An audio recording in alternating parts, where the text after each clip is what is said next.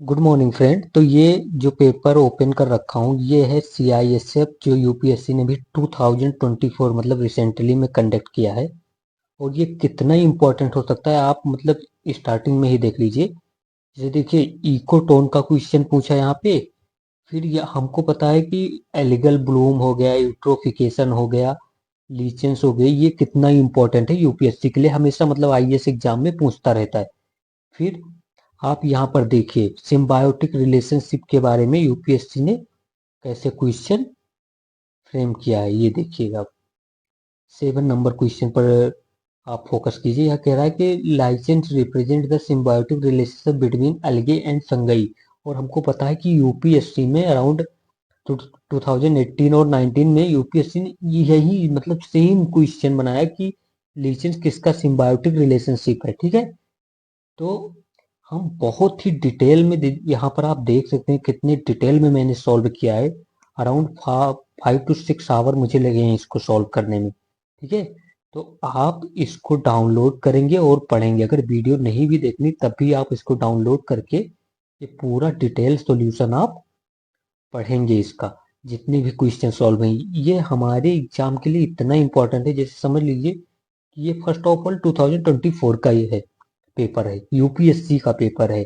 ठीक है, तो ये हमें ये यहाँ से हमें ये आइडिया मिलेगा कि यूपीएससी 2024 में किस किस पॉइंट पे ज्यादा फोकस कर सकता है, हम इस पेपर से पता चल जाएगा।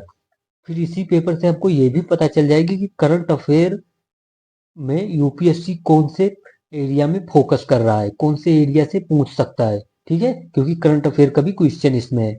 फिर हमको इससे ये भी पता चल जाएगी कि क्या ट्रेंड चेंज हुआ है 2024 में यूपीएससी। क्योंकि हम अगर आपको पता होगा तो जो टीम यूपीएससी की हमारे आईएएस एग्जाम के प्रीलिम्स के लिए पेपर बनाती है वही जितने भी एग्जाम कंडक्ट होते हैं वही टीम बनाती है। तो क्वेश्चन ऑलमोस्ट जो होते हैं ना, जो एरिया होता है क्वेश्चन का वो सेम ही होता है। ठीक है, तो अब विदाउट टाइम वेस्ट चलते हैं, सॉल्व करते हैं। तो मेरी एक रिक्वेस्ट है कि आपको अगर वीडियो नहीं देखना है तो मैं हर वीडियो में ये बोलता हूँ आपसे, कोई बात नहीं मत देखिए, बट आप ये पेपर डाउनलोड करेंगे टेलीग्राम से और इसको जो सॉल्व है उसको आप पढ़ेंगे पूरा। क्योंकि ये कोई टेस्ट सीरीज नहीं है भाई, ये जो मैंने सॉल्यूशन दिया है वो टेस्ट सीरीज का सॉल्यूशन नहीं, वो ये पीवाईक्यू पे बेस्ड सॉल्यूशन है। पीवाईक्यू से जितने क्वेश्चन बन सकते हैं वो सॉल्यूशन मैंने दिया है। तो आप ऐसे समझ सकते हैं कि ये सीआईएसएफ जो 2024 का कितना इंपॉर्टेंट हो सकता है। ठीक है, तो आप पूरा सॉल्यूशन पढ़ेंगे। चलिए अब सॉल्व करते हैं। तो हमारा जो पहला क्वेश्चन हमारे यूपीएससी के सीएससी या आईएएस एग्जाम के लिए इंपॉर्टेंट हो सकता है वो 3rd नंबर। ये कह रहा है इकोटोन इज अ, मतलब इकोटोन के बारे में पूछा है। और हमको पता है यूपीएससी आईएएस एग्जाम में इकोटोन के बारे में 3 से 4 बार क्वेश्चन आ चुका है।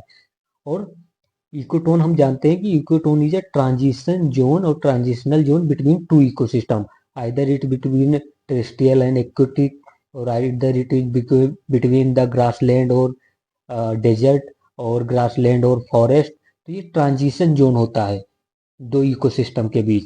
तो एग्जाम्पल के लिए हम ले सकते हैं wetland. Wetland is a transition zone between the terrestrial and aquatic ecosystem. फिर estuary is a same terrestrial and aquatic ecosystem. फिर हम बता सकते हैं कि जो ये ट्रांजिशनल जोन होता है या जो इकोटोन होता है यहाँ पर एज इफेक्ट पाया जाता है। ऐसे यूपीएससी पूछ सकता है कि what you understand by the edge effect.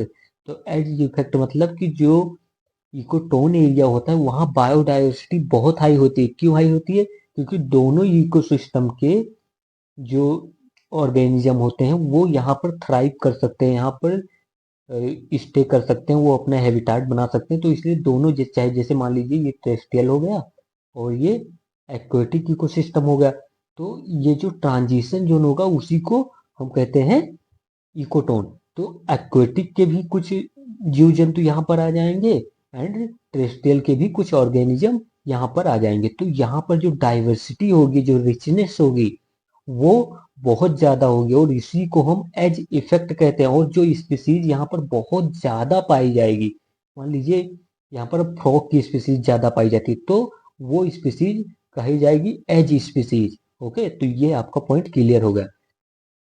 तो जैसे हम मैंग्रोव देखते हैं, it is grown in the almost in the ecotone areas. Okay, और मैंग्रोव के सारे करेक्टर हमको पता होना चाहिए कि ये सेलाइन टोलरेंट होता है, इसमें ब्रीदिंग रूट होते हैं। So all you should know that. Okay, तो आप ये जाकर पढ़ेंगे। अगर इंडिया में मैंग्रोव की बात करें तो लार्जेस्ट साइट कहाँ है हमारी? हमारी लार्जेस्ट साइट है सुंदरवन की। फिर सेकेंड जो लार्जेस्ट साइट है वो गाहिर माथा बीच पे है। ओके, तो ये भी आपको पता होना चाहिए। अगर हम इंडियन फॉरेस्ट रिपोर्ट 2021 के बारे में देखें तो मैंग्रोव साइट इंक्रीज हुई है। ठीक है, तो ये भी आपको पता होना चाहिए। और अगर हम एरिया वाइज बात करें, साइट वाइज नहीं, अगर एरिया वाइज बात करें तो वेस्ट बंगाल में सबसे ज्यादा मैंग्रोव है। फिर उसके बाद कहाँ है? गुजरात में है। तो ये भी आपको पता होना चाहिए बिल्कुल। तो आप ये पूरा अच्छे से सॉल्व करेंगे यहाँ पे। ठीक है, तो ये ग्रासलैंड भी इकोटोन का ही एक एग्जाम्पल है।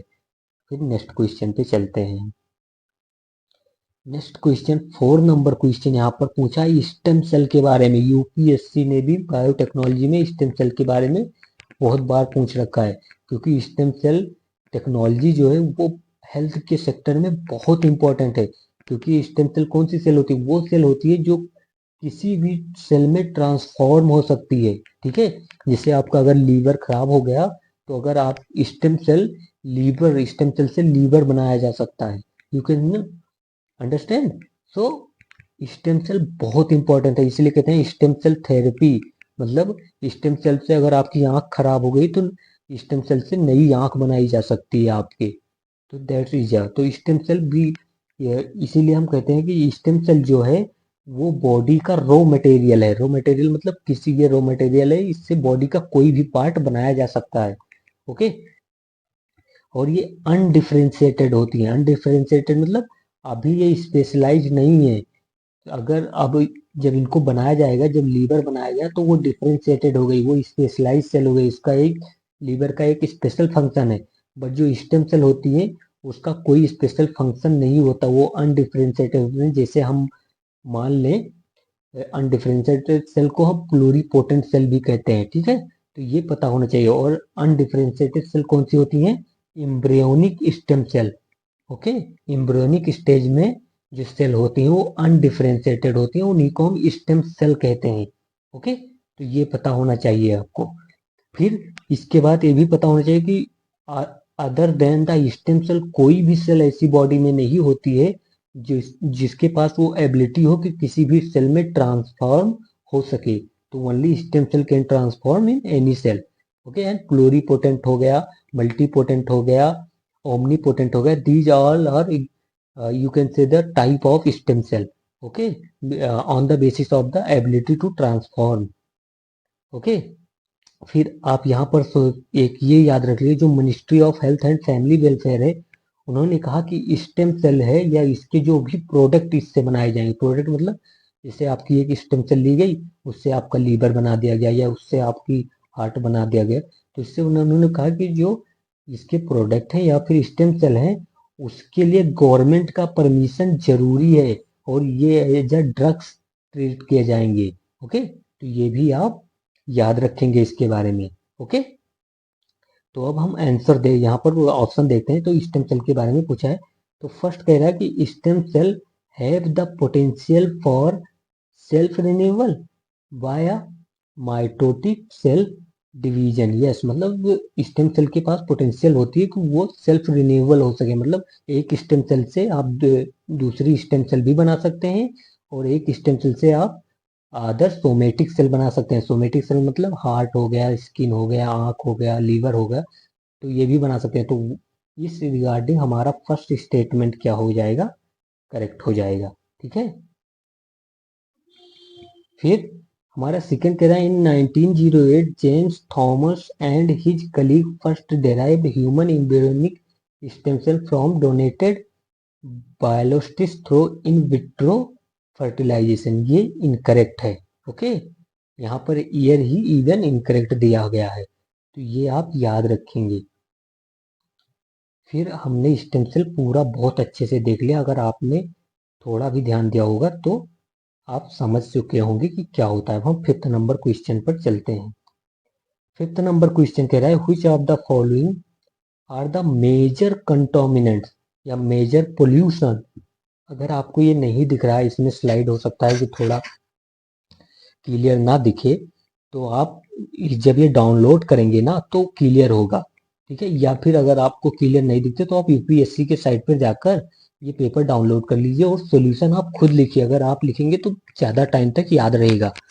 ओके, तो यहाँ पर यूट्रोफिकेशन बोल रहा है कि कौन सा पोल्यूशन है from the industries and house hold that cause cultural eutrophication. तो हमको सबसे पहले पता होना चाहिए कि यूट्रोफिकेशन कितने टाइप के होते हैं। तो यूट्रोफिकेशन 2 टाइप के होते हैं, ठीक है। कौन कौन से आप कह सकते हो यूट्रोफिकेशन कितने टाइप के होते हैं?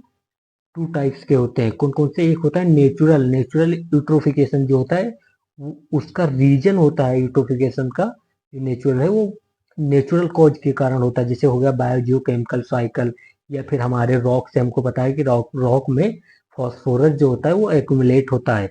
तो रॉक से फॉस्फोरस निकल गया तो उससे जो हमारा पोल्यूशन हुआ, रन ऑफ हुआ। तो these are the example of the natural eutrophication cause.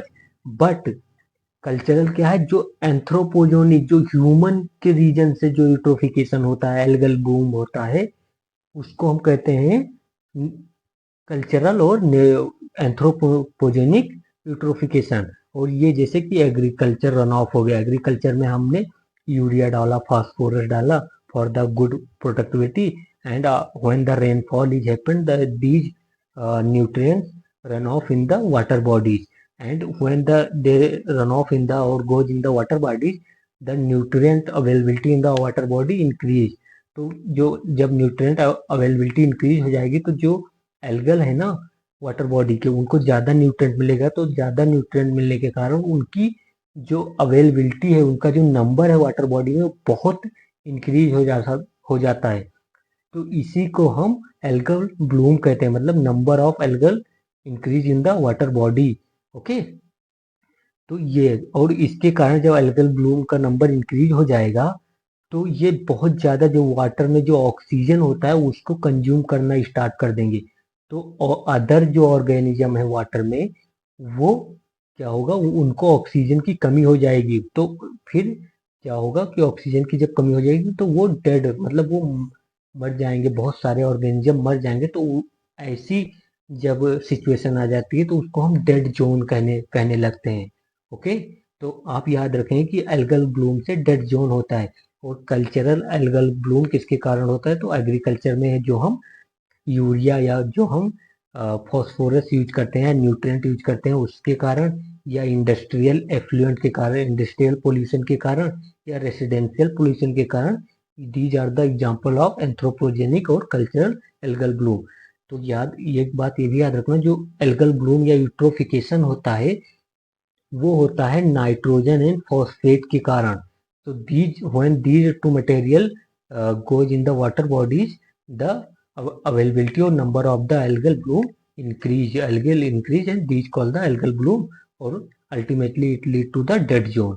तो ये आप याद रखेंगे पूरा, ठीक है। अब 6 नंबर क्वेश्चन देखते हैं। ये कह रहा है, ये इतना इंपॉर्टेंट नहीं है, जस्ट आप याद रखिए, जो flower over plant is called inflorescence. अगर याद हो जाए तो ठीक है, नहीं तो उतना इंपॉर्टेंट वो नहीं, तो हम जान सकते हैं। ये हमारा इंपॉर्टेंट है 7 नंबर क्वेश्चन। ये कह रहा है कि लीचेंस जो होते हैं represent the symbiotic relationship between algae and fungi. तो पहले आपको यही पता होना चाहिए कि लीचेंस सिम्बायोटिक रिलेशनशिप किसके बीच इस्टेब्लिश करते हैं। तो आप लेफ याद कर लो तो भी काम हो जाएगा। तो लीचेन करते हैं एल्गे एंड फंगई के बीच। ओके, तो ये आपको पता हो गया। तो यहाँ पर पूछ रहे हैं the algal component present in the lichens is best known. तो आपको ये मतलब याद रखने की, याद हो जाए तो ठीक है, फाइको बियोंट कहते हैं। अगर नहीं भी याद होता तो नहीं इंपॉर्टेंट है, आपको ये पता होना चाहिए कि लीचेन जो सिम्बायोटिक रिलेशनशिप है, these are the between the algae and fungi, and lichens are the indicator of the pollution, ये भी आपको पता होना चाहिए। ओके, फिर जो एल्गे होता है वो फोटोसिंथेटिक बैक्टीरिया होते हैं। जो एल्गे है यहाँ लीचेंस में, जिस वो फोटोसिंथेटिक बैक्टीरिया है, मतलब this bacteria can make the food their own through the sunlight and carbon dioxide. Okay, तो ये फोटोसिंथेटिक बैक्टीरिया जो फंगई होता है लीचेंस में, वो फोटोसिंथेटिक नहीं कर सकता। और याद रखना है कि फंगई जो होते हैं वो कई प्रकार के होते हैं, कई टाइप्स के होते हैं, लाइक द सेप्रोफाइट, मतलब कुछ फंगई जो होते हैं वो डीकम्पोजर का काम करते हैं, सेप्रोफाइट का काम करते हैं। And some are live like a parasite, okay, and some live like a symbiotic relationship that we have seen just now. Okay, अब और भी एक बात याद रखना, जो फंगई होता है ना, वो उसमें कुछ फंगई जैसे अगारिकस हो गया या मोरिकेला हो गया, ये सब यूज किए जाते हैं एज अ वेजिटेबल, जैसे मशरूम जिसको हम कहते हैं। तो अगारिकस या मोरिकेला आप याद रखना कि ये फंगस फंगस के मतलब टाइप्स हैं, और या फंगल ऑर्गेनिज्म है जो वेजिटेबल या एज अ फूड यूज किए जाते हैं। तो ये आपको पता होना चाहिए पूरा। जो यीस्ट है वो भी एक फंगई है, और यीस्ट का हमको पता है कि हम ब्रेड में यूज करते हैं, ठीक है, ब्रेड पकोड़ा पता है ना, तो उसमें भी यीस्ट का यूज किया जाता है। तो आप ये याद रखेंगे, कुछ फंगई सेप्रोफिक डिकम्पोजर होते हैं, कुछ म्यूचुअलिस्टिक रिलेशनशिप, कुछ पैरासाइट होते हैं, और कुछ इवन फूड के एज अ फूड भी यूज किए जाते हैं, ठीक है। तो ये आपको पता होना चाहिए। फिर हम नेक्स्ट में चलते हैं। नेक्स्ट क्वेश्चन हमारा क्या कह रहा है, उस पर हम फोकस करते हैं।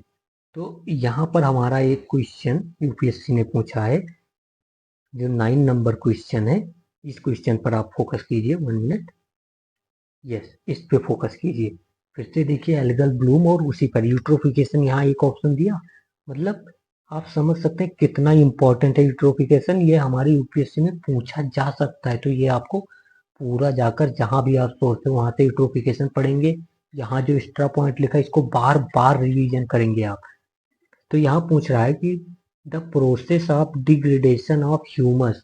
तो जब जो ह्यूमस कंटेंट होता है उसके डिग्रेडेशन को जब कोई माइक्रो ऑर्गेनिज्म करते हैं, and release of inorganic nutrient is known as, जैसे हमको पता है ह्यूमस क्या होता है, ऑर्गेनिक न्यूट्रिएंट होता है। And when these organic nutrient degraded by या decomposed by the microorganism and release of, तो माइक्रो ऑर्गेनिज्म क्या रिलीज करते हैं, इनऑर्गेनिक न्यूट्रिएंट। तो इस पूरे प्रोसेस को क्या कहते हैं, तो आप याद रखना मिनरलाइजेशन कहते हैं। जैसे आप मान लीजिए ये डेड प्लांट है कोई, तो इसको जो सेप्रोफाइट है या डिकम्पोजर है उसको डिकम्पोज करेंगे, और तो इस डिकम्पोजन की प्रोसेस जो कहते हैं, डिकम्पोज करके सॉइल में मिक्सचर करने को, इसको हम मिनरलाइजेशन कहते हैं, ठीक है। तो ये आपको पता होना चाहिए। फिर यूट्रोफिकेशन हमको पता है एल्गल ब्लूम के कारण होता है, जिससे डेड जोन क्रिएट होता है। फिर ह्यूमिफिकेशन क्या है, तो formation of humus in the soil, या आप कह सकते हो formation of the humus is called the humification. Okay, फिर यहाँ पर ही नहीं, ये देखिए आपको ये, अगर आपने जियो साइंटिस्ट का मैंने पेपर सॉल्व कराया था, वहां पर आप देखेंगे वो भी 2024 का था। वहां पर भी यूपीएससी ने डीकम्पोजर हो गया, यूट्रोफिकेशन हो गया, इकोटोन हो गया, वर्ल्ड हेरिटेज साइट जो अभी देखने जाएंगे, ये सब वहां पर भी पूछा है। अगर नहीं देखा तो आप जाकर देख लीजिए। और वहां पर और भी अच्छे से, मतलब जो वहां पर पॉइंट बहुत अच्छे से सॉल्व कर दिया, यहाँ पर मैंने नहीं लिखा है। तो आप कनेक्टेड पॉइंट अगर फील करना चाहते हैं तो वो वीडियो आप देखिए या वो पीडीएफ पढ़िए। तो यहाँ पर देख लीजिए, डिकम्पोजर यूपीएससी हमेशा पूछता रहता है, ये इंपॉर्टेंट टॉपिक है यूपीएससी का। तो कौन कौन से डिकम्पोजर है, फंगई होता है, बैक्टीरिया होते हैं, वार्म्स होते हैं, आंट भी आता है, एंड इंसेक्ट होते हैं, ये डिकम्पोजर में आते हैं, ठीक है। और आपको पता होना चाहिए जो वायरस होता है वो डिकम्पोजर नहीं होता, ये भी आपको पता होना चाहिए कंप्लीटली। ओके, तो ये आप पूरा देख लेंगे, पढ़ेंगे पूरा। मोल्ड भी डिकम्पोजर में आते हैं।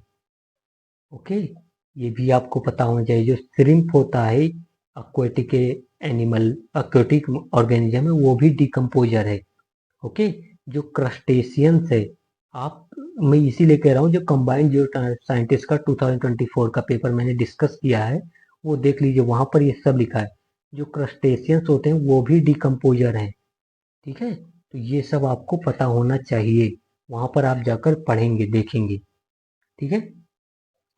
फिर नेक्स्ट 10th नंबर क्वेश्चन ज़्यादा इंपॉर्टेंट नहीं है, तो आप इसमें देख सकते हैं। 10th नंबर क्वेश्चन है, ये पूछ रहा है कि कौन से ह्यूमन सेल में न्यूक्लियस नहीं होता। तो रेड ब्लड सेल हो गया, हेयर सेल हो गया, नेल सेल हो गए, इसमें न्यूक्लियस नहीं होता। बस इतना ही आप देख लीजिए, ज़्यादा इंपॉर्टेंट नहीं। फिर हम देखते हैं क्वेश्चन हमारा, और नेट रुक जाइए आप, ये देखिए क्वेश्चन। ओके, हम अब देखेंगे क्वेश्चन 13 नंबर। 13 नंबर क्वेश्चन पूछा है राइजोबियम क्या है। तो यहाँ पर तो उन्होंने राइजोबियम पूछ लिया क्या है, तो हमको पता है कि राइजोबियम जो होता है नाइट्रोजन फिक्सिंग बैक्टीरिया है। बट हमको मेनली क्या पता होना चाहिए, पूरा पूरा पॉइंट हमको ये पता होना चाहिए कि कौन कौन से प्लांट हैं जो नाइट्रोजन फिक्सेशन करते हैं। यूपीएससी ने 2022 में भी पूछा है, और उससे पहले भी कई बार ये पूछा है ये क्वेश्चन। तो आपको याद रखना है, जो बीन्स होते हैं, जो पीज होते हैं, जो लेंटिल्स होते हैं, जो पीनट्स होते हैं, जो अल्फा अल्फा, यही ऑप्शन में दिया था यूपीएससी ने, क्लोवर भी दिया था। फिर याद रखना लपिन्स जो होते हैं, मूंग जो होते हैं, चिकपी जो होते हैं, और बेटेक्स जो होते हैं, मतलब BETECH, यही लिखा है। बेटेक्स जो होते हैं वो भी हमारे क्या हैं, प्लांट है जो नाइट्रोजन फिक्सेशन करते हैं। और इतना ही नहीं, अब आपको ये राइजोबियम क्या है, बैक्टीरिया है जो नाइट्रोजन फिक्सेशन करता है, तो अब आपको अदर बैक्टीरिया भी पता होना चाहिए।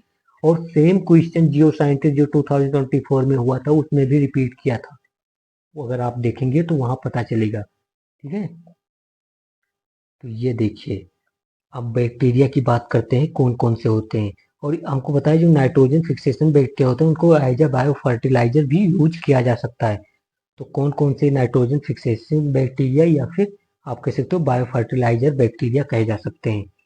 एजो, ये याद रखना, एजोस्प्रिलम जो है वो एजोटोबैक्टर हो गया, फॉस्फोबैक्टीरिया हो गया, ब्लू ग्रीन एल्गेई हो गया, माइक्रोराइजा हो गया। माइक्रोराइजा हमको पता है कि प्लांट के साथ ये सिम्बायोटिक रिलेशन बनाते हैं, और वाटर रिटेंसिव कैपेसिटी हो गया, या मिनरल रिटेंसिव कैपेसिटी हो गया, वो इंक्रीज करते हैं प्लांट में। और ये नाइट्रोजन फिक्सेशन भी माइक्रोराइजा करते हैं, तो ये पता होना चाहिए आपको।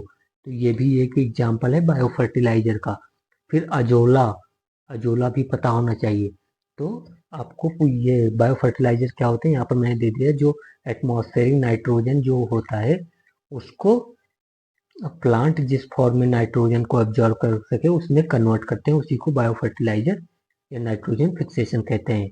ठीक, तो ये आपको कंप्लीटली पता होना चाहिए। तो ये 14 नंबर के क्वेश्चन में आपको पीएच का तो ज़्यादा मतलब नहीं इम्पोर्टेंट है, पीएच के बारे में यहाँ पूछा है, लेकिन ये आपको पता हो जाए कि 8 से 14 तक जो पीएच का रेंज होता है, तो अगर 7 से लेस है तो वो एसिडिक होगा, और 7 से मोर है तो वो बेसिक होगा। ये क्यों पता होना चाहिए। और 7 जो होता है न्यूट्रल होता है। ये क्यों पता होना चाहिए कि जब अगर वो ओशियन एसिडिफिकेशन पूछे, और वो बोल दे कि रिडक्शन ऑफ द पीएच, तो आप ये मत समझ लेना कि एसिडिफिकेशन जो हो गया या एसिड कंपोनेंट हो गया है ओशियन में वो कम हो रहा है। इसका मतलब जब रिडक्शन इन द पीएच, मतलब ओशियन का टेम्परेचर और ओशियन का एसिडिफिकेशन इंक्रीज हो रहा है, acid component in ocean increase. तो इसका ओशियन एसिडिफिकेशन क्या है कि a reduction of a pH of the ocean called the ocean acidification. Reason क्या होता है, due to uptake of the carbon dioxide है। ये हमको पता है, अगर हमने बेसिक पढ़ाया हुआ है।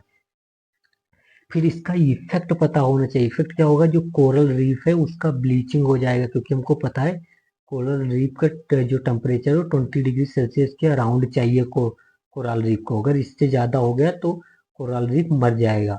ओके, तो ये आपको पता होना चाहिए। सेलिनिटी भी कोरल रीफ की एक लिमिटेड होती है, अगर उससे ज़्यादा हो गया तो कोरल रीफ खत्म हो जाएगा। इसीलिए कोरल रीफ हमको पता है कि only tropical and extra area में भी में ही पाया जाता है। और कोरल रीफ की क्या मतलब कंडीशन है ग्रो होने की, जो वाटर डेप्थ मतलब सेलो वाटर में ये होते हैं, विद इन द 85 मीटर, जहाँ तक सनलाइट वाटर मतलब पहुँचती है वहाँ ही कोरल रीफ पाए जाएंगे। ओके, तो ये भी आपको पता होना चाहिए। फिर जो वाटर होना चाहिए वो क्लीन होना चाहिए, पोल्यूशन फ्री वाटर होना चाहिए, वाटर सेलाइन होना चाहिए। सेलाइन का मतलब यूपीएससी ने एक बार पूछा कि जो कोरल रीफ है इंडिया में वो बे ऑफ बंगाल के जो वेस्ट बंगाल के साइड में पाई जाती है, तो वहां नहीं पाई जा सकती क्योंकि वहां पर फ्रेश वाटर का कन्फ्लुएंस होता है, तो वहां पर कोराल नहीं थ्राइव कर सकते because coral need saline water. तो ये आप पूरा देख लेंगे। फिर और क्या इफेक्ट होता है कोराल का, ये यहाँ पर देखिए आप। जो कोराल जो होते हैं, जो कोराल रीफ है वो तो ब्लीचिंग हो जाएगी, और जो सेल वाले ऑर्गेनिज्म होते हैं, वो स्केलेटन वाले ऑर्गेनिज्म होते हैं, उनकी लाइफ जो होती है वो डिक्रीज हो जाती है और वो डेड हो जाते हैं बहुत ही अर्ली लाइफ में। तो ये भी आपको पता होना चाहिए। ओके। और आपको पता होना चाहिए जो स्टेनोहेलाइन एनिमल होते हैं, जिनकी मतलब जो सैलिनिटी को थ्राइव करने के ज़्यादा रेंज ऑफ सैलिनिटी दे के नॉट थ्राइव, तो उनके लिए भी प्रॉब्लम हो जाती है सर्वाइवल के लिए। तो ये सब आप बिल्कुल याद रखेंगे। फिर यूपीएससी ने 2000, अगर आपको पता होगा, 23 में पूछा कि फिल्टर फीडर क्या है, ठीक है। तो जैसे हम यहाँ पर वो एक्वेटिक कर रहे हैं तो ये भी इसी के साथ कर लेते हैं। तो फिल्टर फीडर या तो काल्म काल्म में होता है या बलीन व्हेल्स, इनको फिल्टर फीडर कहते हैं। ओइस्टर्स, ये यूपीएससी पूछ रखा है। क्रिल, ये क्रिल है, किल नहीं, क्रिल आप कर लेना, ये CRILL, krill. Krill is example of filter feeder, ये आप याद रखेंगे। Sponges is example of filter feeder, and जो बहुत सारी फिश हैं वो भी एग्जाम्पल हैं फिल्टर फीडर की। ओके। तो ये सब आपको बिल्कुल पता होना चाहिए यहाँ पे। फिर हम नेक्स्ट देखते हैं कोराल के बारे में। यहाँ पर मैंने लिख रखा है क्योंकि कोराल हमारे एग्जाम के लिए बहुत इंपॉर्टेंट है, तो इसीलिए मैंने यहाँ पर लिख दिया है। तो अगर आपको देखना है तो ये आप देख सकते हैं। फर्स्ट ऑफ ऑल, ये मैंने प्रोकैरियोटिक एंड यूकैरियोटिक सेल के बारे में लिख रखा है, तो आपको पता होना चाहिए प्रोकैरियोटिक या यूकैरियोटिक सेल क्या में डिफरेंस क्या है। तो आप याद रखना कि जो प्रोकैरियोटिक सेल होती है वो न्यूक्लियस जो होता है उसमें न्यूक्लियस मेम्ब्रेन प्रोकैरियोटिक सेल में नहीं होता है। एग्जाम्पल क्या है प्रोकैरियोटिक सेल का, राइबोसोम, ओ बैक्टीरिया। ओके।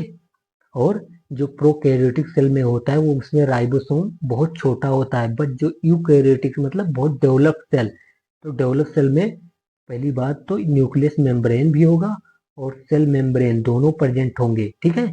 और जो इसमें राइबोसोम होता है यूकैरियोटिक सेल में वो लार्जर होता है। और इसके एग्जाम्पल जैसे आप याद रखना अलगे एंड फंजाई, बाकी एनिमल और प्लांट तो होंगे ही, ठीक है। तो अलगे एंड फंगाई किसके एग्जाम्पल है, यूकैरियोटिक के। और हमारा बैक्टीरिया किसका एग्जाम्पल है, प्रोकैरियोटिक का।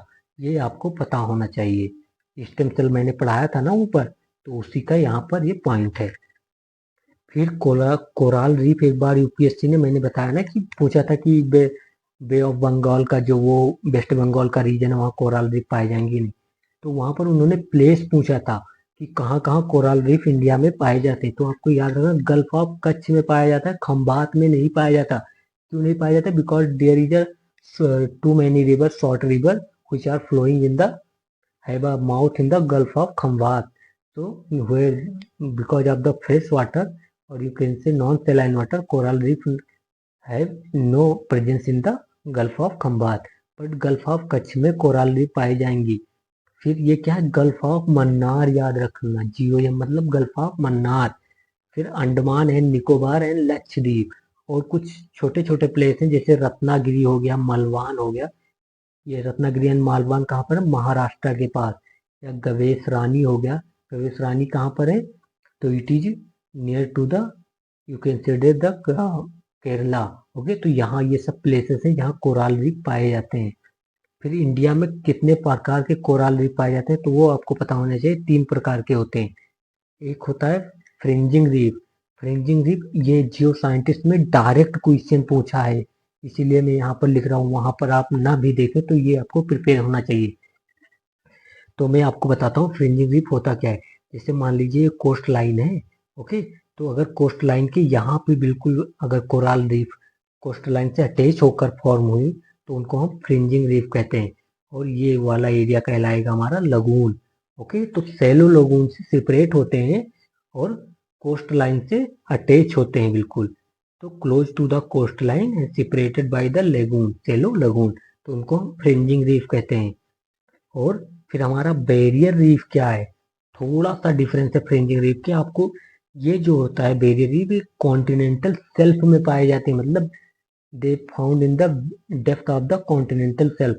और ये जो ये रन करते हैं parallel to the coast line and separated by deep and wide lagoon. यहाँ पर सेलो लगून था, वहाँ यहाँ पर डीप एंड वाइड लगून से सेपरेट होते हैं। और थर्ड हमारी कोरल रीफ जो पाई जाती है, हमको पता है अटोल है। और वो कहाँ पर पाई जाती है, वो हमारे लक्षद्वीप में पाई जाती है। ओके, तो atoll coral reef generally found in the mid oceanic ridge, you can say that.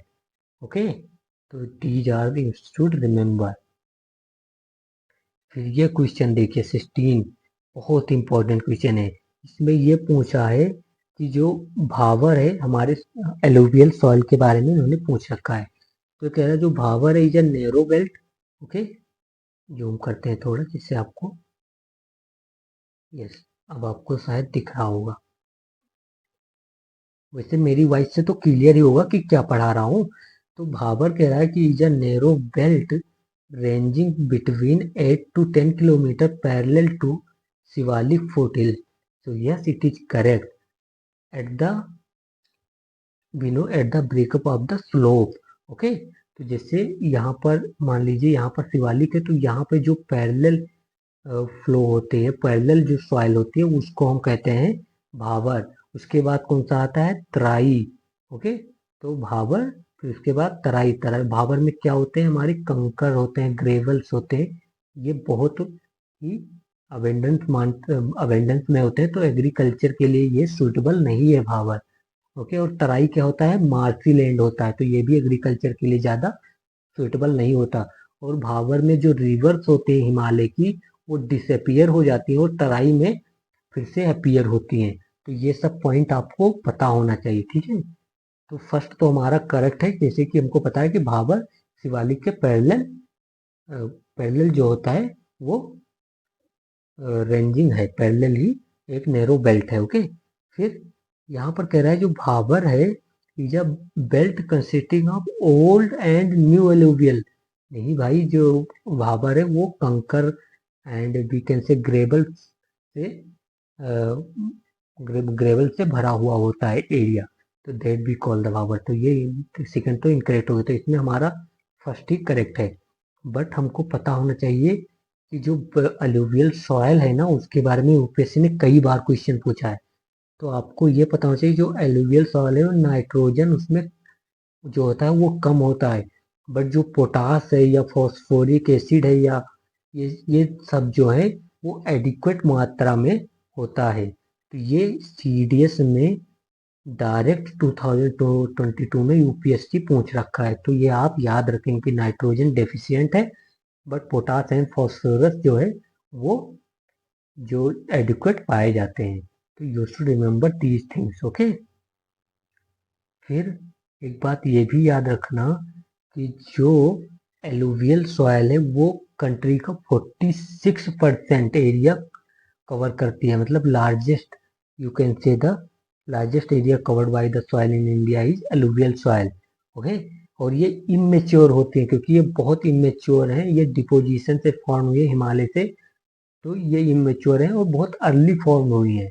ये बहुत ही, यू कैन नॉट से कि ये बहुत लॉन्ग पीरियड से फॉर्म हुई है, बहुत अर्ली फॉर्म हुई है in the geological time scale. तो ये इमेच्योर सॉइल है, वीक प्रोफाइल है, मतलब वही इमेच्योर सॉइल होती है जो हमारी एलुवियल सॉइल होती है। और ये बहुत पोरस होती हैं, और पोरस है मतलब इनकी परमेबिलिटी ज़्यादा है, तो ये बहुत ही ड्रेनेज के लिए अच्छी होती है। तो इसमें जो हमारा राइस हो गया या मतलब एग्रीकल्चर, ओवरऑल एग्रीकल्चर के लिए बहुत इंपॉर्टेंट है ये, ठीक है। तो ये भी पता होना चाहिए। फिर नेक्स्ट जो कह रहा है ये आप याद रखेंगे, यहाँ पर मैंने लिख रखा है।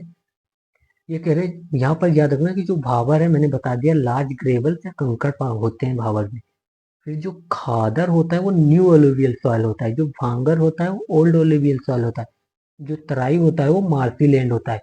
तो इसके बारे में हम डिस्कस तो कर ही चुके हैं, तो इतना पॉइंट आपको कंप्लीटली पता होना चाहिए था, तो अब पता हो भी गया। ओके। अब नेक्स्ट देखते हैं, यहाँ पर देखिए, यहाँ पर कुछ नेचुरल डिजास्टर इन्होंने लिखा है और कैटेगरी बताइए, तो हमको बताना है। तो यहाँ पर आप देख सकते हैं ब्लेजार्ड हमको पता है एटमॉस्फेयर से रिलेटेड है, सॉइल इरोजन जो होगा वो टेरेस्ट्रियल से रिलेटेड होगा, सॉइल इरोजन टेरेस्ट्रियल से। सुनामी हमको पता है एक्वेटिक इकोसिस्टम से या ओशियन से।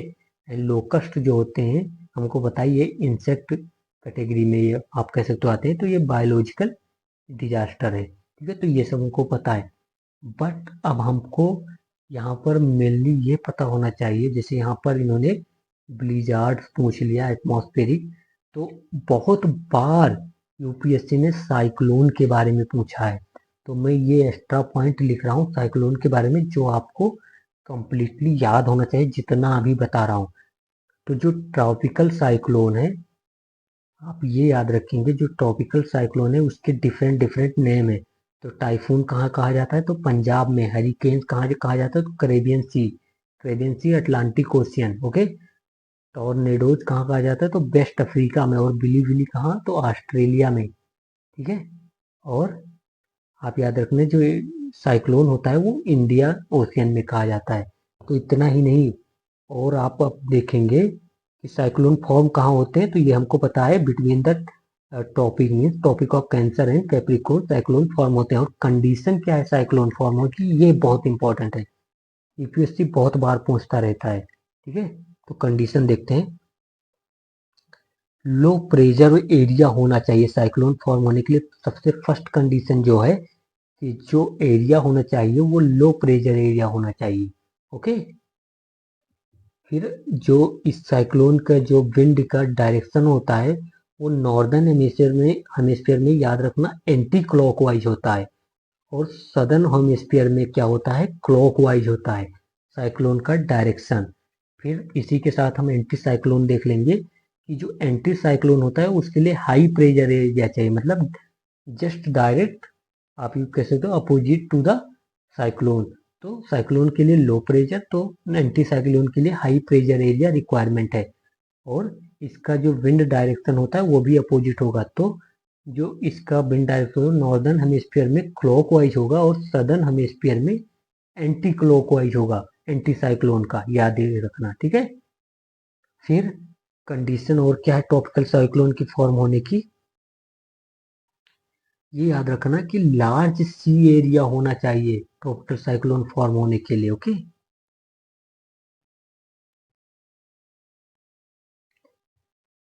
क्या होना चाहिए, लार्ज सी एरिया होना चाहिए। सरफेस का जो टेम्परेचर सी का होना चाहिए वो 27 डिग्री सेल्सियस से कम नहीं होना चाहिए, ओके। और कोरेलिस फोर्स परजेंस होना चाहिए, मतलब अगर आप यू थिंक दैट कि जो बिल्कुल इक्वेटर के पास साइक्लोन फॉर्म हो जाए, तो इट इज नॉट पॉसिबल, क्योंकि इक्वेटर पर कोरेलिस फोर्स का इफेक्ट बहुत कम होता है। तो it is generally form the some beyond the equator, okay. तो और फिर क्या कोरेलिस फोर्स का प्रेजेंस होना चाहिए, इतना आप याद रखेंगे। फिर जो विंड है वर्टिकल विंड है उसमें वेरिएशन कम होना चाहिए, क्योंकि अगर ज़्यादा वेरिएशन होगा तो यहाँ पर जो हाई प्रेशर वो जो लो प्रेशर एरिया क्रिएट करना है वो नहीं हो पाएगा, ठीक है। तो ये सब आप ध्यान में रखेंगे, ओके। और हम क्या देखेंगे अभी, अब हम नेक्स्ट क्वेश्चन पर चलते हैं। हमने बहुत अच्छे से वो क्वेश्चन सॉल्व कर लिया है, ठीक है। अब ये आप देखेंगे, इसमें यहाँ पर पूछा है 3 नंबर में कि कौन सी वेस्ट फ्लोइंग रिवर है, मतलब अगर ये इंडियन सॉफ्टवेयर तो इधर की रिवर का पूछा, अगर नहीं दिख रहा तो मैंने बता दिया, आपको समझ जाना चाहिए था। तो बनास हमको पता है वेस्ट फ्लोइंग, इसमें पूछा है नहीं है, तो बनास हमको पता है चंबल की ट्रिब्यूटरी है, और वो वेस्ट फ्लोइंग रिवर नहीं है क्योंकि वो यमुना में जाकर मिलती है। तो बनास नहीं है, और कौन कौन सी है, तो हमको पता होना चाहिए माही है, नर्मदा है, तापी है।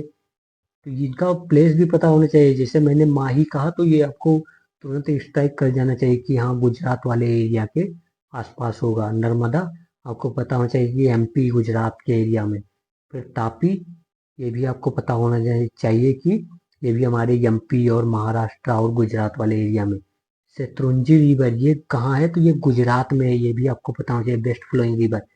फिर बैतरना रिवर हो गया, काली काली जो हंडी रिवर है ये हमारा कहाँ पर है? तो ये कर्नाटका वाले एरिया में है और वेस्ट फ्लोइंग है। शरावती भी हमारे कर्नाटका वाले में है। भारतपुजा भरतपुजा रिवर आपको पता होना चाहिए कि ये केरला में है, वेस्ट फ्लोइंग रिवर है, बहुत फेमस है, ये भी पता होना। फिर पेरियार और पंबा ये भी वेस्ट फ्लोइंग रिवर केरला में है। मंडोवी ये गोवा में है, वेस्ट फ्लोइंग रिवर।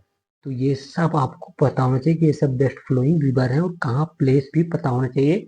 तो अगर कभी यूपीएससी के ये कहे कि नॉर्थ टू साउथ डायरेक्शन में आपको प्लेस करना है वेस्ट फ्लोइंग रिवर को, तो आपको प्लेस पता होगा तो बहुत इजी होगा आपके लिए। ओके। और यहाँ पर लॉन्गिट्यूडनल डायरेक्शन पूछा है कि लॉन्गिट्यूड में नॉर्दर्न मोस्ट लेटीट्यूड कौन सा है। तो लॉन्गिट्यूड और लेटीट्यूड आपका इंडिया के मैप को जब देखो तो आपको प्लेस को ये देखते रहना है कि दिल्ली कहाँ पर पड़ता है। दिल्ली यहाँ पर है तो मेरठ यहाँ पर है यूपी का। तो ये आपको पता होना चाहिए कि कौन सा जो फेमस फेमस प्लेस है उनका जो आ, आपको क्या कहते हैं कि आपको ये पता होना चाहिए कि नॉर्थ टू साउथ डायरेक्शन और ईस्ट टू वेस्ट डायरेक्शन ये पता होना चाहिए जनरली। ओके, तो ये आप याद रखेंगे। ओके, तो ये हमको जैसे पता है श्रीगंगा यहाँ पर पूछा है कि नॉर्दर्न मोस्ट जो है वो लेटीट्यूड पर कौन सा प्लेस है। तो अगर राजस्थान की बात करें, यूके की बात करें, सिक्किम की बात करें, अरुणाचल प्रदेश की बात करें, तो हमको पता है यूके जो है, यूके का नैनीताल वो नॉर्दर्न मोस्ट पॉइंट होगा लेटीट्यूड पे। और ये मत सोचना कि ये यूपीएससी ने वैसे पूछ लिया। हमारे यूपीएससी आईएएस एग्जाम में यूपीएससी ने एक बार पूछा था इसके बारे में कि जो लेटीट्यूड और जो लॉन्गिट्यूड का क्या इफेक्ट होता है जब हम पोल की तरफ जाते हैं, या फिर यूपीएससी ने आगरा और हमारे जो वेस्ट बंगाल का प्लेस को कह सकते हो कि कंपेयर भी किया था। तो ये सब आपको क्लियर होना चाहिए, कॉन्सेप्ट क्लियर होना चाहिए मेनली, और फिर मैप आप डेली देखोगे ही देखोगे। फिर हमें 2020 में हमको पता है कि बहुत सारे बोर्ड के बारे में यूपीएससी ने पूछा। ओके, तो और सॉइल के बारे में तो पूछता रहता है, और जो क्रॉप है ये टी क्रॉप हो गया, कॉफी हो गई, ये तो यूपीएससी बहुत बार पूछता है। तो हमको यहाँ पर ये पता होना चाहिए कि ये यहाँ पर पहले आंसर देखते हैं। ज्योग्राफिकल कंडीशन बताया हुआ है कि वेल ड्रेन्ड और rich variable loam containing good deal of minerals, temperature between इसको चाहिए 50 to 28 degree Celsius, and rainfall between the 150 to 250 centimetre, altitude variation from the 100 to 600 metre to 1600 metre. तो ये जो कंडीशन है, इस कंडीशन में कौन सी जो क्रॉप है वो बहुत ही अच्छे से फ्लरिश्ड होगी। तो ये आपको पता होना चाहिए कि यहाँ पर कॉफ़ी जो है बहुत अच्छे से फ्लरिश्ड होगी। तो अब आपको ये पता होना चाहिए यहाँ पर कि कॉफ़ी के ग्रोइंग के लिए क्या क्या कंडीशन है। तो फर्स्ट ऑफ ऑल आप याद रखेंगे कॉफ़ी जो इंडिया में इंट्रोड्यूस हुई वो 17th सेंचुरी में इंट्रोड्यूस की गई। ठीक है, आप ये याद रखेंगे कॉफ़ी इंडिया में 17th सेंचुरी में इंट्रोड्यूस हुई। तो इससे ये पता चलता है कि कॉफ़ी जो होगी वो इंडिजिनस तो नहीं होगी। ठीक है, फिर फ्रॉस्ट जो हो गया या स्नोफॉल हो गया या हाई टेम्परेचर, अगर 28 डिग्री सेल्सियस तो ठीक है, बस अगर 30 प्लस डिग्री सेल्सियस हो गया तो ये सब जो है फ्रोस्ट और सनलाइट ज़्यादा, ये सब हमारे कॉफ़ी के लिए बहुत हार्मफुल हैं। तो ये आपको पता होना चाहिए। और सॉइल कैसी चाहिए कॉफ़ी के लिए? वेल ड्रेन्ड लोमी सॉइल चाहिए। यहाँ पर अगर आप आंसर में देखेंगे तो उन्होंने कहा भी कि लोम सॉइल फ्रिएबल, फ्रिएबल मतलब वेल ड्रेन सॉइल। तो यहाँ से आप आइडिया लगा सकते थे। ठीक है, और कॉफ़ी की बात करें तो 70% जो कॉफ़ी का प्रोडक्शन होता है वो कर्नाटका से होता है। तो इसीलिए कॉफ़ी बोर्ड जो मोस्ट प्रोबेबली कहाँ होना चाहिए? कर्नाटका में होना चाहिए। कर्नाटका में कहाँ पर है? तो बेंगलुरु में है। तो ये तो कॉफ़ी बोर्ड क्लियर हो गया आपका। ओके, तो ये स्टेचुटरी बॉडी होता है जो कॉफ़ी बोर्ड हो गया, टी बोर्ड हो गया, या तंबाकू बोर्ड हो गया, या स्पाइसेस बोर्ड हो गया, ये सब स्टेचुटरी बॉडी है। और किसके अंडर आते हैं? तो जो हमारे एग्रीकल्चर मिनिस्ट्री के अंडर नहीं है, कॉमर्स मिनिस्ट्री के अंडर ये सब आते हैं बोर्ड, तो ये आपको पता होना चाहिए, ठीक है। अब हम देखते हैं यहाँ पर कुछ बोर्ड, तो ये देख लीजिए, ये दो बोर्ड, तंबाकू बोर्ड अगर पूछे इस बार तो गुंटूर आंध्र प्रदेश याद लगा देना। और ये भी आपको पता होना चाहिए, आंध्र प्रदेश तंबाकू में प्रोडक्शन में इंडिया में फर्स्ट प्लेस पर है। फिर अगर स्पाइसेस पूछे तो आपको कोच्चि पता होना चाहिए, केरला का, ठीक है। और अगर रबर बोर्ड पूछे तो कोट्टयम केरला का। तो ये सब आपको पूरा पता होना चाहिए, और रबर के प्रोडक्शन में केरला का फर्स्ट प्लेस है भी, और स्पाइसेस में भी केरला का फर्स्ट प्लेस है। तो ये सब पता होना चाहिए बिल्कुल से, ठीक है। ठीक है, तो रबर बोर्ड यहाँ पर देखिए, रबर बोर्ड कहाँ पर है तो कोट्टायम में है, और ये टी बोर्ड कहाँ पर है तो कोलकाता में है। तो ये पता होना चाहिए कि टी बोर्ड का जो हेडक्वार्टर है वो कहाँ पर है तो कोलकाता में, और टी बोर्ड की ही कुछ एजेंसी जो ओवरसीज जो अदर कंट्री में है, जिन्हें जैसे मॉस्को में है। तो ये यूपीएससी ने कब पूछा, 2023 में पूछा था, लमसम में दो क्वेश्चन अराउंड आए थे इससे, ठीक है। तो ये आपको पता होना चाहिए, और सीडीएस सीपीएफ तो भूल ही जाओ कितनी बार पूछा हो। तो ये हमारा हो गया सॉल्व। तो ऐसे आपको पीवाईक्यू सॉल्व करने होते हैं, मतलब मैंने जियो साइंटिस्ट का सॉल्व किया है अभी तक, और ये सॉल्व किया, और इससे पहले मैंने सॉल्व कर रखा है। बट अगर मैं इन्हीं दोनों की बात करूँ ना, तो मिनिमम 10 नंबर, मिनिमम आप कह सकते हो कम से कम, अगर सॉल्व करने वाला तो 10 नंबर दोनों में, 10 से 15 नंबर मैचिंग है, ठीक है। अब हम ये देखते हैं क्वेश्चन। तो जियोथर्मल एनर्जी के बारे में पूछ लिया, कहा कि मणिकरण जो है हिमाचल प्रदेश में is a better known for what. तो आपको पता चाहिए मणिकरण जो है वो जियोथर्मल एनर्जी के लिए फेमस है। तो अगर यहाँ पर जियोथर्मल पूछ लिया तो यूपीएससी अदर जियोथर्मल एनर्जी पूछ सकता है। तो आपको याद होना चाहिए, जो पुगा वैली है जहाँ पर साल्ट लेक वैली भी है, या फिर चुमथांग है, वो सब जो हमारे हैं वो जियोथर्मल एनर्जी सोर्सेस हैं जम्मू एंड कश्मीर में। फिर याद रखना चाहिए, जलगांव जो है वो है साइट जियोथर्मल की महाराष्ट्र में, तपोवन हमारा है उत्तराखंड में। फिर तत्तापानी जो है वो छत्तीसगढ़ में है। फिर बारकेश्वर जो है वेस्ट बंगाल में है, और तुआ जो जियोथर्मल एनर्जी है वो गुजरात में है। तो ये सब आपको पता होना चाहिए, यूपीएससी पूछ सकता है, ठीक है। ठीक है, तो एक मैंने यहाँ पर, अब हम 20 नंबर क्वेश्चन सॉल्व करते हैं, फिर मैं आपको एक्स्ट्रा पॉइंट बताऊंगा। 24 नंबर क्वेश्चन देखते हैं।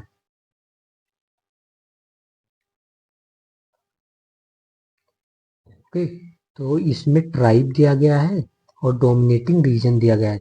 तो यहाँ पर मैंने, जैसे हमको पता है ये जो गद्दी है या फिर गुज्जर्स हैं, जो बकरवाल्स हैं, ये एनसीईआरटी में मेंशन है, इसलिए बहुत इंपॉर्टेंट है, पढ़ लेना। तो गद्दी बकरवाल जो जो है, या फिर बकरवाल्स, और जो ये हमारे गुज्जर हैं, ये हिमाचल प्रदेश में पाए जाते हैं, ये ट्राइबल हैं हिमाचल प्रदेश के।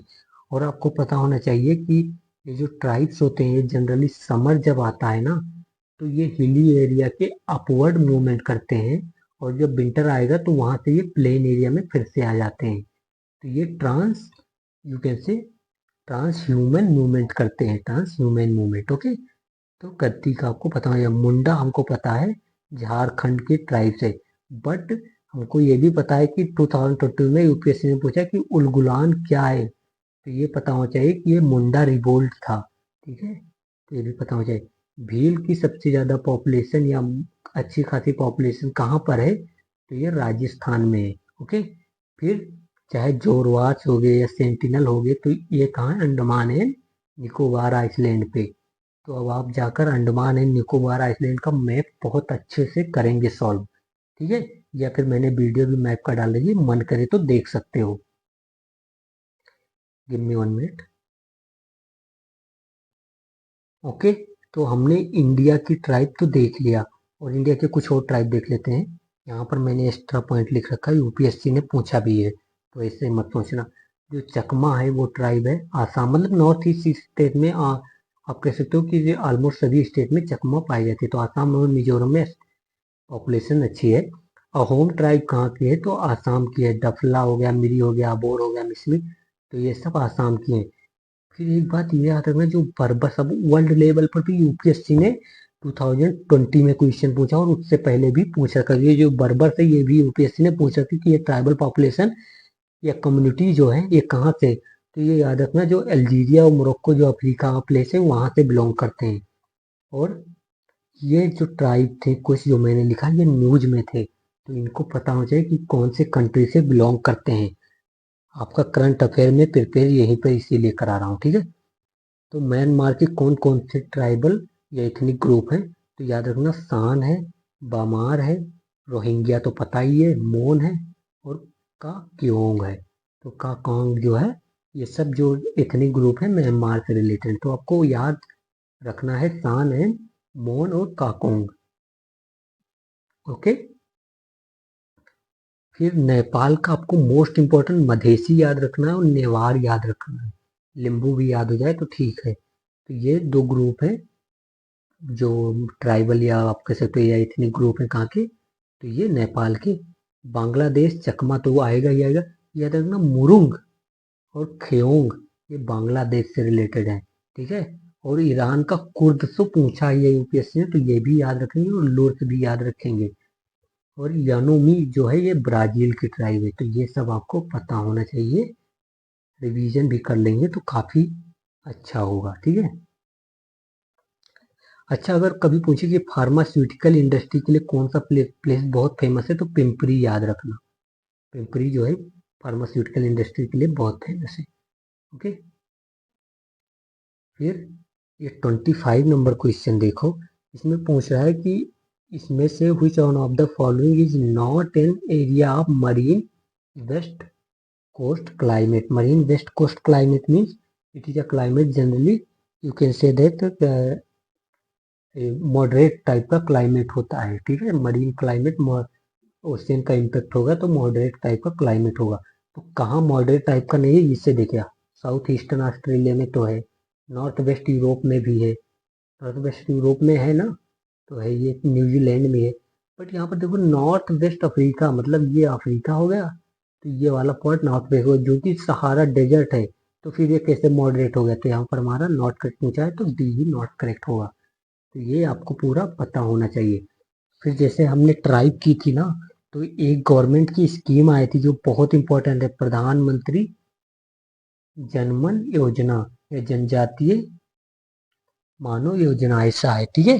तो आप ये पूरा देख लेंगे तो इसके बारे में हम देख लेंगे जो ये क्या करता है, जो पीबीटीजी है या आप कह सकते हो जो पार्टिकुलरली वल्नरेबल ट्राइबल ग्रुप्स हैं उनको बेसिक फैसिलिटी प्रोवाइड करेगा, जैसे एजुकेशन हो गया, हेल्थ हो गया, तो ये सब प्रोवाइड करेंगे। इसको फूड हो गया तो पीबीटीजी को प्रोवाइड किया जाएगा। और पीबीटीजी आया कैसे? तो धेवार कमीशन फॉर्म हुआ था 1961, याद रखना। उन्होंने पीबीटीजी का सजेशन दिया था जो कि पाए जाते सभी स्टेट और यूनियन टेरिटरी, ये यूपीएससी पूछ रखा है तो आपको पता होना चाहिए केवल ये 3 स्टेट एंड 1 यूनियन टेरिटरी है जहाँ का पीबीटीजी का अच्छा खासा पॉपुलेशन है, ये पाए जाते हैं कंसिडर्ड कि पीबीटीजी ग्रुप में जितने भी 75 पीबीटीजी ट्राइब आर इंक्लूडेड। तो these 75 PBTG are found in only 18 state and 1 union territory and largest number of PBTG are in the you can say in Odisha. Okay, तो largest number of PBTG are in Odisha. और ये अगर जनमन की जो PM जनमन की है तो ये पता होना चाहिए कि ये जो है वो कब लॉन्च हुई थी, 2023 20 और 23 बजट में हुआ था। और गवर्नमेंट ने किसका 15,000 करोड़ का फंड दिया है इस स्कीम को इम्प्लीमेंट करने के लिए अच्छे से, ठीक है। तो ये सब आपको पता होना चाहिए। तो ये आई थिंक हमने बहुत अच्छे से डिस्कस कर लिया। अब नेक्स्ट पे जाते हैं। ओके, तो नेक्स्ट क्वेश्चन यहाँ पर आप देख सकते हैं, हड़प्पा के बारे में पूछा। और हड़प्पा के बारे में तो हमको पता है कि बहुत क्वेश्चन आ चुके हैं आजकल। तो हड़प्पा के बरियर रिचुअल जो है उसके बारे में पूछा है कि नॉट करेक्ट। तो अब हम देखते हैं इसमें फर्स्ट में क्या कह रहा है, देखो at these burials the dead were generally laid in pits. Yes it is correct, pits हो गया या पोल्ट्री हो गया, तो डेड जो मटेरियल, या आपको कह सकते हो कि जो ह्यूमन का बरियल होता था वो इन्हीं पिट्स में कर दिया जाता था, डेड मतलब जब वो डेथ हो जाती थी उनकी। तो ऐसे बरियल पाए गए हैं हड़प्पा में, आप ये याद रखिए। और जो पिट्स बरियल हैं वो पाए गए हैं, ठीक है। सेकंड कह रहे हैं the burials pits were made in the several different ways. ये सिटीज करेक्ट। ऐसे जैसे आप ऐसे भी सोचिए कि India is a diverse country, तो बरियल प्रैक्टिस में तो डिफरेंट प्लेस पे डिफरेंट होगा ही होगा। फिर सी कह रहे हैं कि ornaments have at some time been found place in these burials। yes, ornament हो गया या artifacts हो गए या फिर कुछ हमारे जो कहते हैं कि आर्म हो गए, ये सब हड़प्पन सिविलाइजेशन जो है, हड़प्पा के जो पीपुल हैं, ये मरे हुए व्यक्ति के साथ रखना पसंद करते थे। तो ये भी सी भी करेक्ट है। अब डी पर देखते हैं।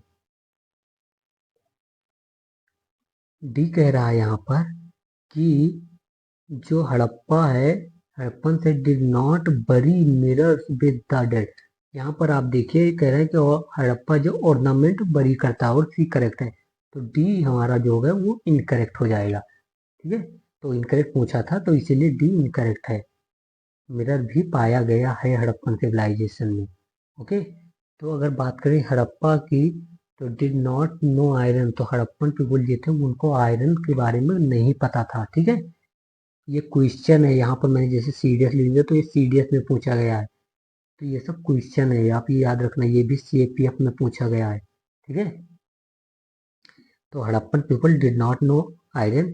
तो फर्स्ट सिटी अगर हम बोलते हैं, फर्स्ट अर्बन जो हमारा टेस्ट हुआ वो कहाँ पर हुआ, तो सब कॉन्टिनेंट में, ड्यूरिंग इंडियन सब कॉन्टिनेंट में फर्स्ट टाइम जो अर्बन सिटीज फाउंड हुई वो फाउंड हुई थी हड़प्पा और इंडस वैली सिविलाइजेशन के टाइम पे, ठीक है। फिर उसके बाद अराउंड 2000 ईयर बीत गए, जब हमारा, या 2000 या वो आप कह सकते हो 1500 ईयर या 1000 ईयर, जब हमारे महाजनपदास ओरिजिनेट हुए।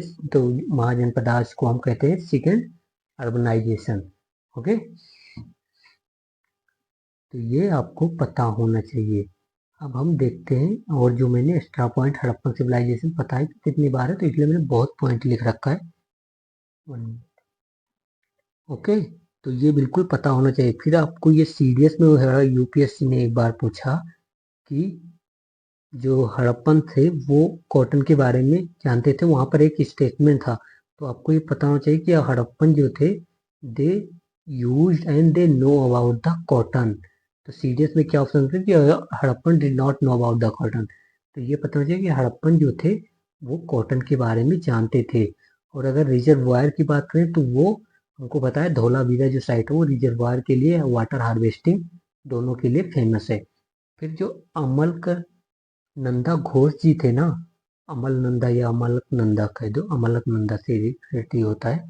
अमलक नंदा घोष थे, उन्होंने फर्स्ट टाइम कहा, क्योंकि जब हड़प्पा डिस्कवर हुई तो जितने ब्रिटिश हिस्टोरियन थे या वेस्टर्न हिस्टोरियन थे, उन्होंने कहा कि हड़प्पा के पीपुल जो थे वो ओरिजिनल नहीं थे, ये लोग मेसोपोटामिया से आए हुए थे।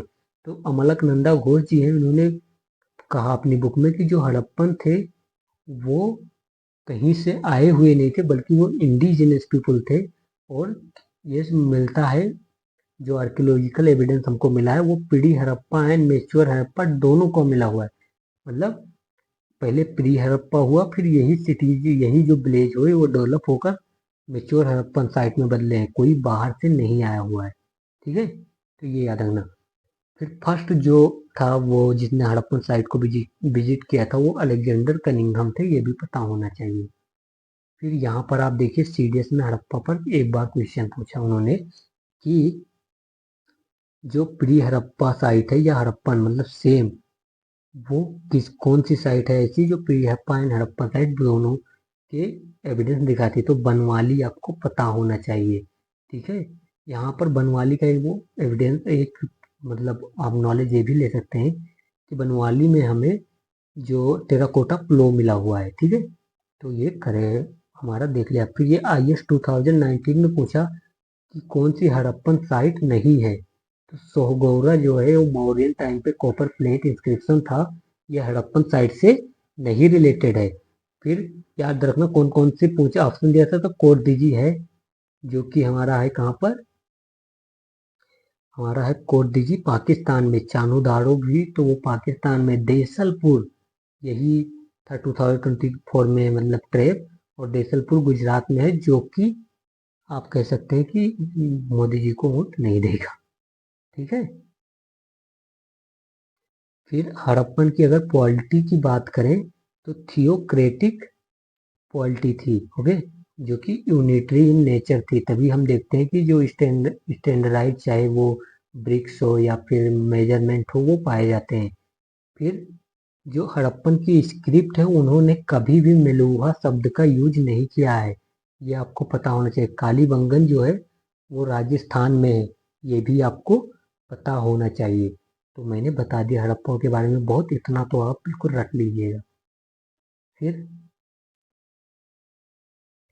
ये 28 नंबर क्वेश्चन देखिए, अगर आपको नहीं दिख रहा है तो मैं आपको पढ़ के बताता हूँ।